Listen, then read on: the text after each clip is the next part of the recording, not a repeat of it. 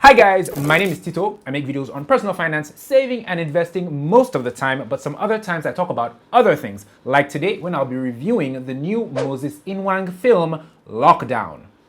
Lockdown is a film about a group of strangers who get trapped in a hospital against their will when it's discovered that a foreign national with a contagious virus has been admitted to the hospital, causing it to be placed on lockdown. This hospital is under lockdown. So why are we locked The police and disease control officials are subsequently sent to the scene to try and maintain order both inside and outside the hospital. The film stars Omotola Jalade Ekeinde, Shola Shobowale, Chioma Akpotha, Umez, Deyemi Okolawon, Jidekene Achufusi, and a host of other actors, and it's directed by Moses Inwang.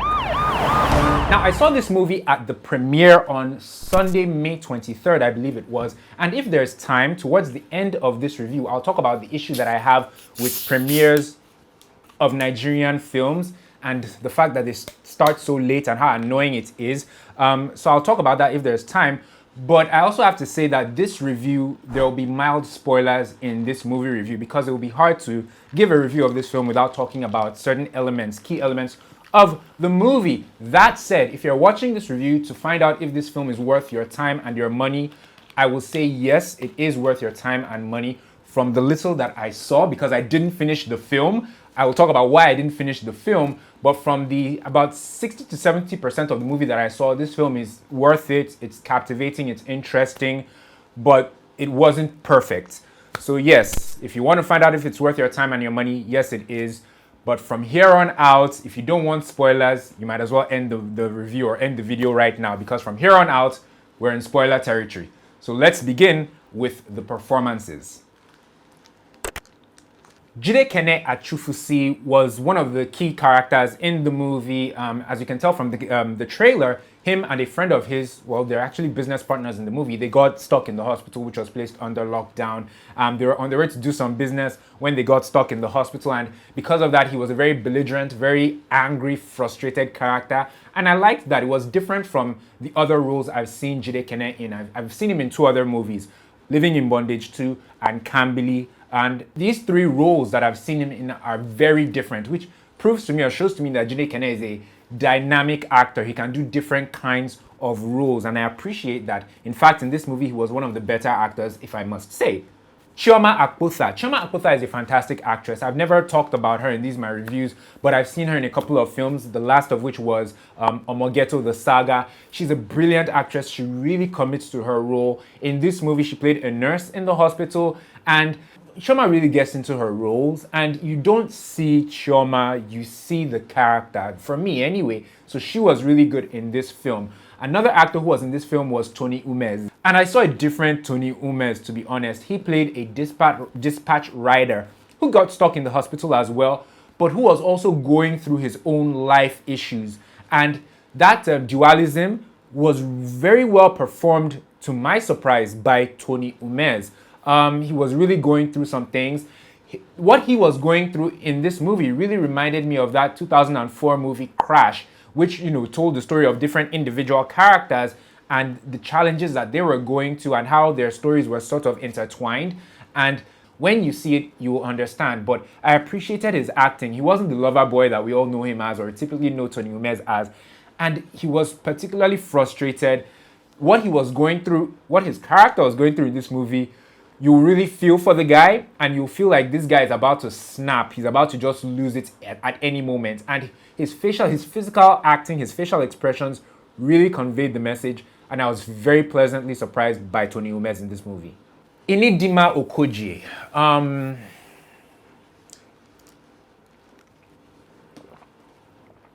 Calm down. I know what you think I'm going to say. That's not what I'm going to say. Inidinma was good in this movie.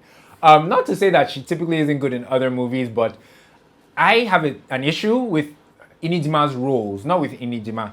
She's good at what she does, and when you're good at what you do as an actor, directors or producers or whatever tend to give you repetitive roles. So in this film, Inidinma played like an everyday, young graduate looking for employment, not the rich kid or rich princess, who the world is always on her shoulders and who is like going through it. which I feel is the type of role Inidinma usually gets stuck with. Last time I saw her was in The Wait. I really didn't like that movie. She played this, a wife in The Wait who was having issues, conceiving and whatnot, and she was going through it and she was crying most of the time. Anyway, let's not go down the negative road. We're going down the positive road. Inidinma was really good in this film. I enjoyed her performance. It was authentic. She really did look like a young woman who's trying to secure a job. It wasn't over the top. She wasn't crying, and she didn't look like, the world is on her shoulders. Like I feel tends to be the case with a few of the roles that she's done. I didn't see Namaste Wahala. I will eventually. I want to throw shade so bad right now, but let me leave it at that. So Inidinma was good in this film. Let me just put it like that. After Inidinma, let me talk about Josh Too Funny. Whenever I see a comedian in these films, an Instagram comedian more specifically in these films, I worry because I feel like producers or directors put Instagram comedians in these movies, brother Shaggy, so that they can sell movie tickets and so that their following on Instagram can come and see them in these movies.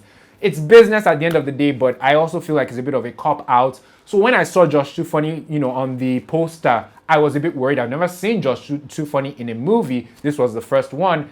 And he did really good. His jokes landed. He was acting. He just wasn't doing the character that he plays on Instagram or any of the characters he plays in his Instagram skits. He actually acted. He was good. He was believable, and his jokes landed. And I think the audience that I saw the movie with actually really enjoyed Josh Too Funny.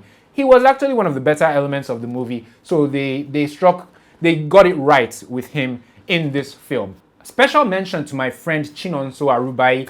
The day after the premiere was actually her birthday. She was one of the characters in the movie. She played one of the nurses, and she did really good. I haven't seen that many of her movies, so I was happy when I saw her in this one. Shout out to Chinonso. Now let me talk about the main star of the movie, Omotola Jalade Ekeinde. Now this is where we're going to go into spoiler territory properly. So she played the head doctor of the hospital, and she was the one who made the decision to place the hospital on lockdown when she found out that there was an infected patient in the hospital. Now, her performance was good. It was really good. Omotola is a veteran. I mean, she hardly ever had, at this stage, she always does a fantastic job. I personally feel, though, like her performance could have been better if she had gotten more direction or more instructions regarding her character. And this is what I mean. Playing the head doctor in charge of a hospital that had just been placed on lockdown, you would imagine that, you should be very frustrated and like at her wit's end and incredibly burdened and essentially frustrated by the whole situation. I don't really feel like I got that, at least not in a realistic sense. And I feel this film should have been very realistic in terms of the emotions that the characters were going through. Because let's face it, this film is based on semi-current events. We were all in lockdown, most of the world last year, and lots of countries are still in lockdown. So this is an experience that everyone who sees this film will be able to relate to. And when they see the characters, they will be comparing how they're reacting to the lockdown to how we reacted to the lockdown in 2020 and partly in 2021. And I really don't feel like the sense of urgency and frustration and the maddening feelings that people were feeling in 2020 were mirrored efficiently or totally in this movie, especially by some of the key characters. Let me give an example. There are times when her character was in the office, thinking or talking to her husband and whatnot. I would have expected, or I would have liked to have seen, if there was a scene where she broke down in tears or almost broke down or was really pensive, thinking about what she's going to do and how she's going to get through the lockdown with these strangers that she's been, put in this situation with. There was a scene that she had with Tony Umez when his character came into her office to share something with her. And first of all, I wish she had offered his character a seat.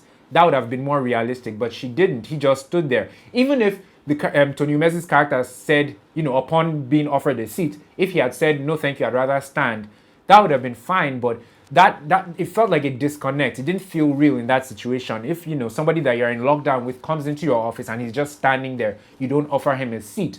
And that was a very tense moment because that was one of the scenes where Tony Umez was really going through it. He looked like he was about to snap, but I couldn't really feel the chemistry between Omotola's character and his character.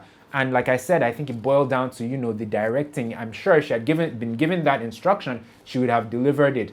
I've gone on a tangent, but that's how I felt about Omotola's performance. No fault of her own. I'm sure if she had gotten that direction, she would have nailed it. But I just feel like maybe she didn't get that kind of direction from the filmmaker. What I liked that this film touched on a current social and global issue. It's not easy to do a film that on something that recently happened, not to mention doing a film on something that is actually currently still happening, in some countries, i.e. the lockdown. So that was good, and it couldn't have been easy. Kudos to them for that, for actually pulling it off. I think they started filming this film in December of 2020, and if you remember back then, things were still a bit tense, especially after the End SARS movement. And they did actually touch on police brutality and police issues in this movie, which was also good, which is a second social issue that this film kind of addressed. So kudos to them on that. I liked that fact. I also like the fact that this film was very intentionally engaging and captivating.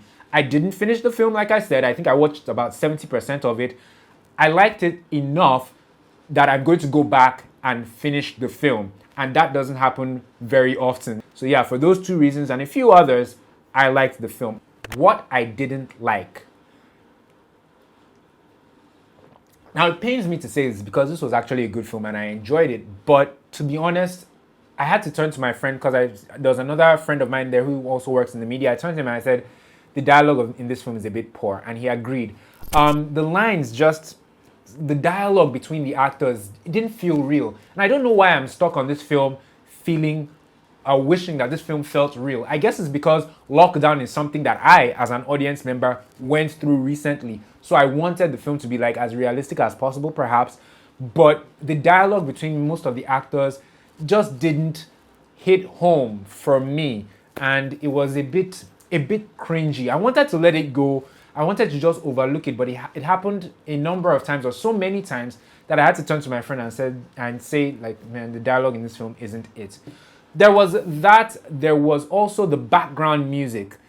It felt like the background music, like this tense suspense music, which kept on playing in many scenarios or many scenes a bit longer than it needed to, and it felt a bit more too intense for the scene and what was happening in certain situations. I felt in some portions of the movie it wasn't necessary.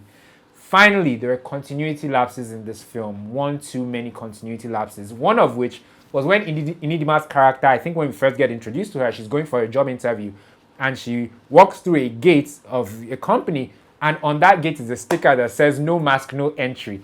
And bear in mind, at this point in the film, nobody's meant to know that there's any health scenario or issue in the country. So ideally, that kind of sticker shouldn't have been on the gate at that point in time. I didn't even see that. It's my friend who was sitting beside me who pointed that out. But one glaring one glaring continuity lapse, which I hope they fix in the final edit, because clearly what we saw that day wasn't the final edit, was Josh Tufoni's wound. What took him to the hospital was he hit his hand on the ceiling fan and it caused a cut. Now, we didn't see that cut initially when he hit his hand. He was holding his hand for a minute or so, and all of a sudden, when he gets to I think the pharmacy, we see this gaping wound with, some pretty bad visual effects or special effects makeup. It wasn't the best. But all of a sudden, there was this huge wound, which we didn't see a couple of minutes earlier when the accident happened. It kind of felt like some kind of afterthought. So that was that was so obvious that when it happened, me and my friend looked at each other where the heck did that come from? So yeah, there were a few continuity lapses in this film, unfortunately. All this said though, it was still a very good film, surprisingly. And it hurts me to say or to point out these things.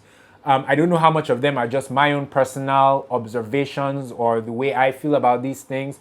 Maybe when you see it, you can let me know how you felt about, or if you saw any continuity lapses, or how you felt about maybe the music or any other thing that, was a bit off with the film. Like I said, it pains me to say this, but these are the things I observed that kind of rubbed me the wrong way about this movie. So, in conclusion, Lockdown is a good film. Could have been great with a little bit more intentionality and a little bit more seasoning here and there. Could have been an amazing film. but it's still really good nonetheless. Shout out to the director, Moses Inwang. Putting this film together couldn't have been easy, especially when they made this film at the tail end of 2020. All the resources that they had to marshal to make this film happen, and controlling such an amazing cast.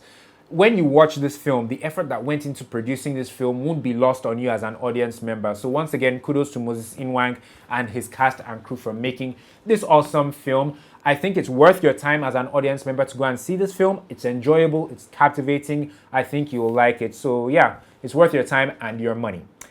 Thank you guys so much for watching this movie review. If you enjoyed it, please like it by clicking on the like button. I'd really appreciate it. And subscribe to my channel by clicking on the red subscribe button as well. Doing these things would really help me, help my channel, and just help my YouTube career overall. And remember, my channel really isn't just about movie reviews. I love making movie reviews, don't get me wrong, but my channel is more about personal finance, talking about saving and investing for young people. Some of my personal finance videos are showing, well, the thumbnails of them are showing on the screen right now. Feel free to check them out. Find one that suits you or speaks to you, and I'm pretty sure that you'll leave a better person after watching that video. I'm rambling now, so it's time to go. Thanks for the final time, guys. I will catch you in the next one. Take care.